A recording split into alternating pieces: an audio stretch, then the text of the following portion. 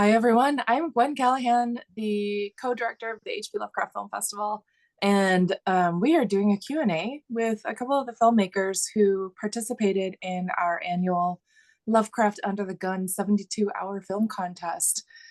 We are joined with Rick Barr, whose team is PDX Filmmakers, and they did The Doll in the Music Box. And am I still muted? No, I'm not muted. Okay, sorry. There's too many buttons to push. And then we have Michael Entler, whose team is the Amelis, and they did the film Vacui. So in case you watched and didn't get what the prop and line of dialogue that was required in every film was, the prop was a pumpkin, and the line of dialogue is after summer is winter, after winter is summer. From the Dunwich Horror. And that was kind of our theme this year, is the Dunwich Harvest Festival, for those of you who weren't in attendance. But anyways, welcome, Rick and Michael. Thank you so much for being here. Sure. We're just going to go through a couple questions about your films. We talk every year kind of about the challenges of doing a film in just 3 days, right? From writing the script to shooting it to editing, color correcting, any post-production, and then exporting it and uploading it in time to meet the deadline. How did you guys do this year, Rick? Rick, was it a smooth process? Did you have any trouble with it? This one wasn't too bad because I planned on I tried to make this one relatively easy for me because I just the week before was the 48-hour film project film race, and so I would just got done. I did that, and then so I was kind of burnt out from that. So I just basically had the one the one act two actors, but one main one, and just one location. So it wasn't it went pretty well, and we didn't really have any kind of unexpected things go on. God was able to film everything on the Saturday, and then just work on putting it all together the rest of the time. I think I had the problem with was um, the one problem I did have was trying to upload it at the end, trying to find the right platform to upload it, and it seemed like it took forever to do that. I don't know what the problem was, so yeah, I mean, it actually went pretty well. I mean, it was a pretty simple kind of story I did, but overall it came together pretty well. Good. So Yeah, it seemed like it was everything. It didn't seem like you were missing scenes or missing shots, as no, sometimes happens in these yeah, contests. yeah, I don't, yeah, I think I got everything I wanted to. And I didn't, which I do sometimes on some of these. I film way too much and have to cut a lot of stuff out to get it in the time limit. And I didn't have that problem with this one either, so that was good. That's amazing. It seems like you do. Do you do these film races quite often? Yeah, I try to. I mean, as a matter of fact, just yesterday was this. I did the previous weekend. I did the Guignol film. Mhm. They have a local one. I did that too, and the screening for that was last night. So yeah, I mean, I like to do them because it gives me a challenge and gives me an excuse to go out and make a film real quick. They're pretty fun. So yeah, Good. I Good. like. It seems like you should now have kind of a rhythm established for it so that it's a little Yeah, easier. I do. A lot of times I get these ideas and they're much bigger than what the time limit allows for those. Sometimes I still have that problem. And I got to get better at keeping it down to where I can get everything within the 7 minute time limit or whatever it may be. So yeah, and I got a lot of people I've worked for that a lot of times if they're available, as far as actors, that'll being it, other ones I do. Mhm. So every once in a while I have something, a problem where someone who said they're going to be in it doesn't ends up not showing up, and you got to make adjustments. But I'm sure other people have that problem too. So So for Michael, how about you? How was it this year? Did you so you do stop motion and you build all your sets and puppets and everything in 3 days? It's unbelievable. How did this year go for you? Did you feel like it went pretty well, or did you have some hiccups along the way? Well, the last couple years previously were much worse. Very, very painful. We are doing these at a studio location that's away from my place because I have all my craft and stuff at my location. And then we have to coordinate to figure out what we're gonna move over to the studio space, which is not huge, and build it. And I was already in the middle of a much larger animation project, which we got all these sets set up. So we had to clear that all out, move that. And then I had originally intended this to be a fairly small production with just like maybe two people working on this. And I knew that I could build all the sets. That the setting that we had chosen, which we did choose ahead of time, we did choose a setting like a rough setting. Of course, we've changed things on the spur of the moment just because.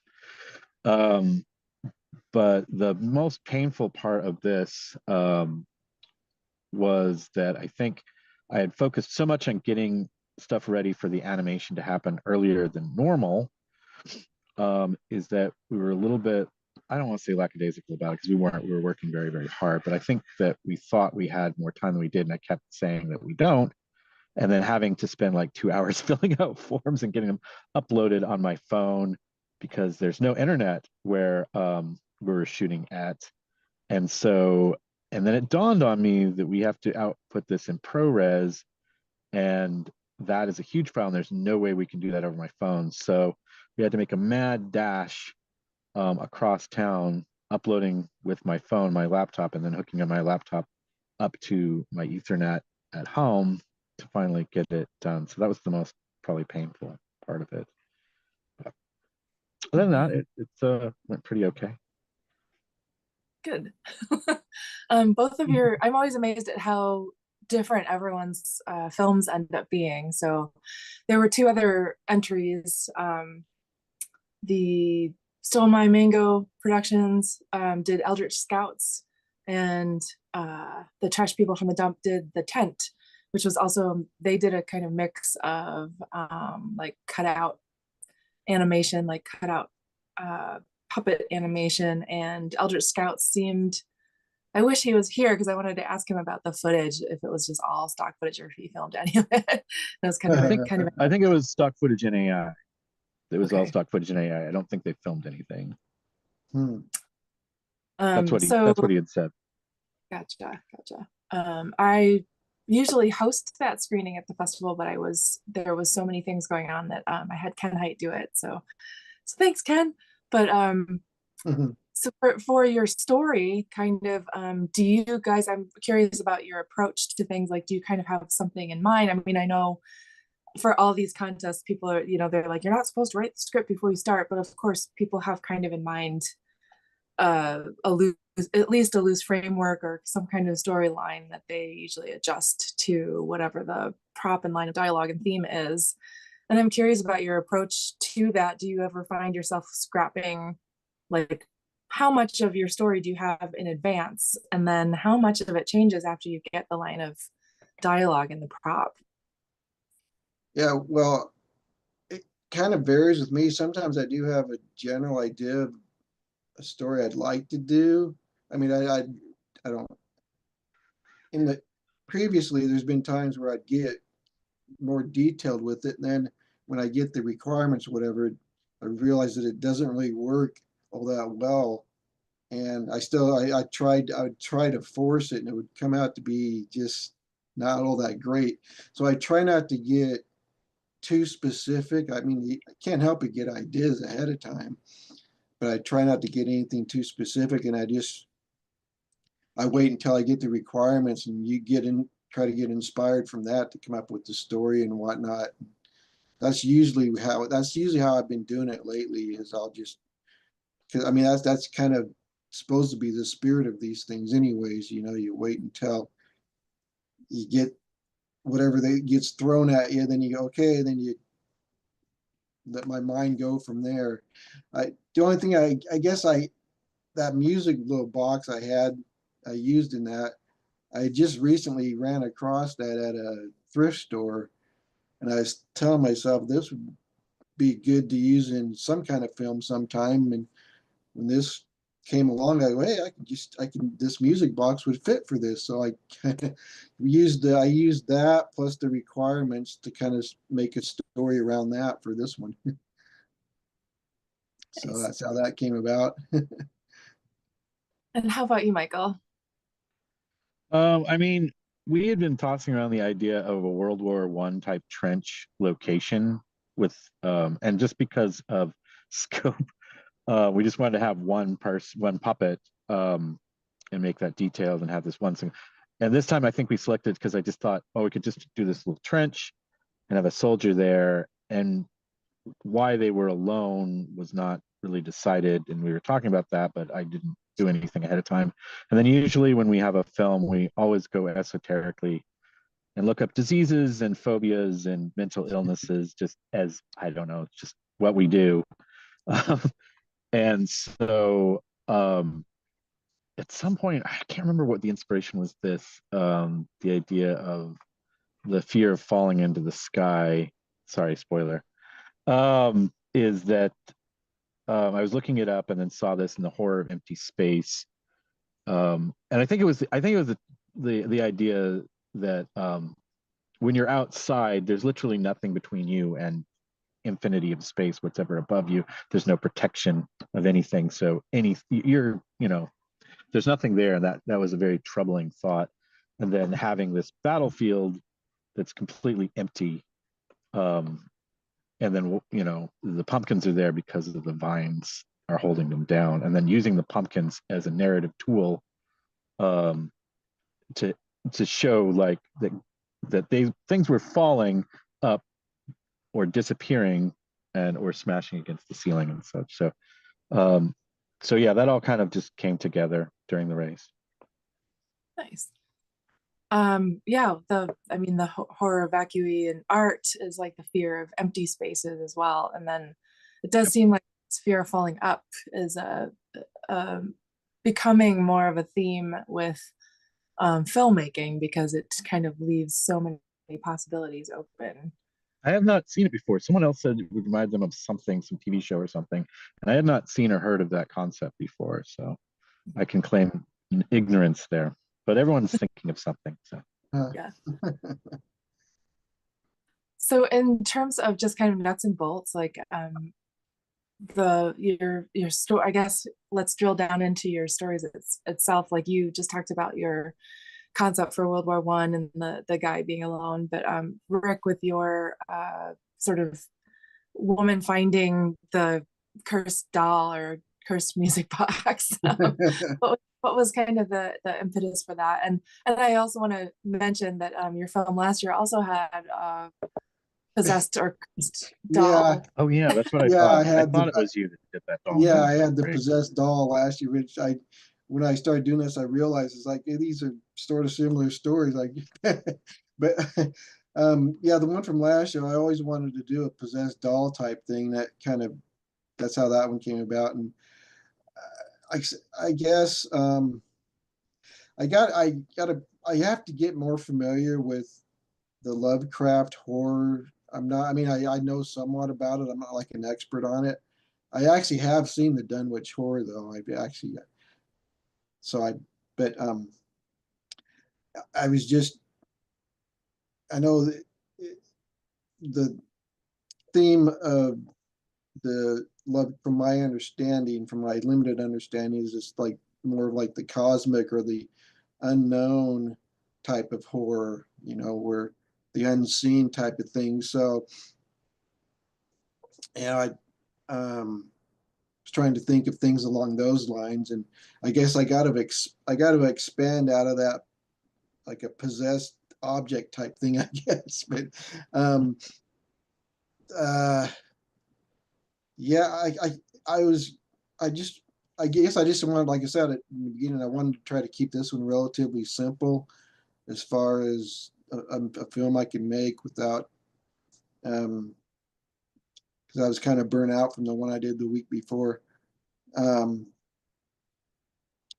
so I, yeah, I had that music box and then the requirements, and I just um, figured I'd try to make it as simple as a story as I can that kind of stayed true to the Lovecraft um, spirit of Lovecraft. That's kind of how I went about it. So if that answers your question. Sure. Do you have you noticed in the stories that you tell in your films that there's often a common theme running through them, or is every piece kind of just standalone, unique for you? um, no, well, it seems like I know they're usually not like I like the horror. Well, all of them. They're not. They're not. There's usually some element of like silliness or comedy to it as well. Um, it seems like there is a seem like there's always something tragic that happens to somebody at the end where they either die or something. I guess that's one of the themes I see happening quite a bit. Some kind of tragic thing happens to people. I, I guess I'm thinking now of some other ones too, where there's other inanimate objects that kind of speak to people a lot of times too, and not all of them, but there has been others where that happens a lot too, especially when it comes to the horror type ones. Um, but I mean, I guess there's not one specific theme I could say I could point my finger to. I try to be versatile, but um, it seemed like someone always ends up, not all the time, but someone ends up dying at the end, I guess, in one way or another. It's normal. So Normal. there's that. Yeah. Other than that, I I try to keep an open mind when I go about these things. So I guess they're sometimes, or I guess they're maybe, I don't know. Some people say they're kind of weird or strange. They're not like the run of the mill, ordinary type stuff. And so there's that, I guess. Okay. Thanks. Uh-huh. Or I'm gonna ask you guys about like what other projects you're working on. Because it seems like um both of you also have either day jobs or other things where you work in film and video. So Michael, you mentioned a larger animation project that you were working on. Is there anything you can tell us about that? I thought about cutting together a really quick trailer that you guys could show it at the Lovecraft Film Festival, but I thought about it too late. It's probably the first larger project we've been talking about it. We even did a bunch of artwork and stuff for it a few years back, and it just fell through. And there's no guarantee that it won't fall into that again, but we've got a lot further this time. It's the other film that we have at the festival, Ecstasy at the End of this at the Sea, is almost a companion piece to this, but it's very different. I have like I have a lot of my themes probably are branching patterns. I really like branching patterns, and so that involves trees and things that have branching patterns. The symbolism of growth and finding it, division and splits and things like that are very interesting to me, both visually and thematically. So it is another of that. It's and into native native culture in the 1950s, the Russian Orthodox Church, and Alaska. And it does not have a title yet, so that's what I'll say about it. Okay. And do you have a target completion I wanted to have time? it finished this year, but other things have come up. So, including your race, and then there's a couple of animation races coming up the first week of November that I am working on. I'm not leading either of those projects, but I'm just contributing to them. Nice, excellent. You've learned that it can be fun to not be in charge. Yeah, it is, but it's going to be tough to be like, yeah, you should probably do this, but anyway. Very nice. I guess we can probably wrap up. I would like to ask both of you where people can see. Oh, I'm sorry, Rick. What are you working on anything outside of the film races and Well, there's not one there, there's there's one I'm not on a regular basis. There's me and an actress that I've done a few of these film races with. I had this I had this story idea of this where an actress who gets in this finds herself being in this hit movie and becomes all of a sudden gets an award and it all goes to her head and um so it kind of evolved where there's going to be the stories about her, and she does an interview and she gets these old delusional and um uh I'm still I haven't got the story fully complete. We're still working on the writing of it, but it's, she's is gonna have some tragic uh I see there's going to be a tragic ending at the end of it where she feels like she's trying to tell everybody how great she is and tries to act confident, but she's really insecure with herself, and that shows like that'll show throughout. So I mean, but I don't know if I kind of rambled on there, if that made a whole lot of sense with the way I explained. It's not, again, I'm still kind of developing the story, but we want to make that into a short film and try to get it into some festivals when it's all done, whenever that may be. So right. aside from film races, I'm working on that. I got other story ideas in mind that I'd want to work on, but I want to try to focus on doing more short films on the side, and with the intent on getting them into festivals. But I need to get better at doing like some of those crowdfunding and things of that nature to get some financing for some of them. So Yeah, helpful. yeah, Good luck with that. It sounds amazing. I really look forward to seeing more work from both of you, and thank you. um, please stay in touch, and then also let everyone who's watching know where they can find you on social media and see more of your work, or keep an eye out for future crowdfunding opportunities, or film release viewing opportunities. Well, I have a Facebook page. It's PDX Filmmongers. It's kind of just basically has the films that I've done on there.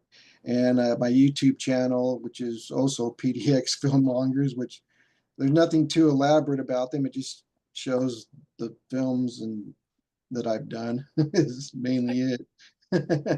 So Nice. right now that's where I can be found at. I know I need to kind of develop those better as I go along here and get other platforms, but that's what I have at the moment.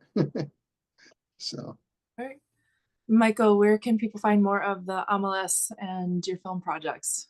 Monsieur Sierra official Instagram and YouTube. I guarantee you will probably type it incorrectly, as I did multiple times. It took me years to type Monsieur Sierra correctly.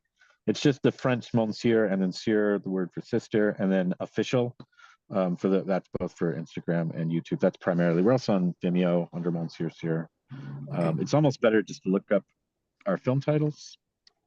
Okay. Yeah. I'll throw your handles in the show notes as well. Okay. Cool. So, and then where can people see your past films on your YouTube channel?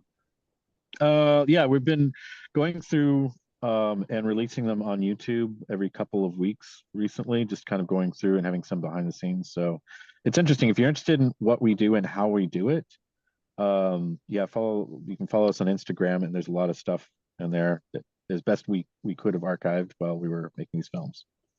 Excellent. A few of Michael's films are also on our best of HP Lovecraft Film Festival short film collections from various years. And if you go to arkhambazaar.com/films, you can find all of those and descriptions and kind of look for which ones have the animated shorts in there, as well as other excellent. There's a couple that I'm happy to receive the money for, but I'm very embarrassed to see because they're old and oh man. But yeah, just go buy their DVDs, but not necessarily for our film. Well, we're trying to support you guys so you can keep making films and watch your progress as you learn more skills. So. All right, well, thank you. Thank you guys so much for joining us, and we'll be announcing the dates for next year's film race like sometime in the spring, early summer, to give people a little more time to get their teams together and give you a little more planning time. Yeah, on the lookout for that. Yeah, I usually am. I'm as far as the crew, I'm usually a one-man team on that. So, but yeah, that's okay. All right, guys, thank you so much, and Thanks, best of Ben. luck for you and your Yes, future. thank you. Thank Okay, you. bye.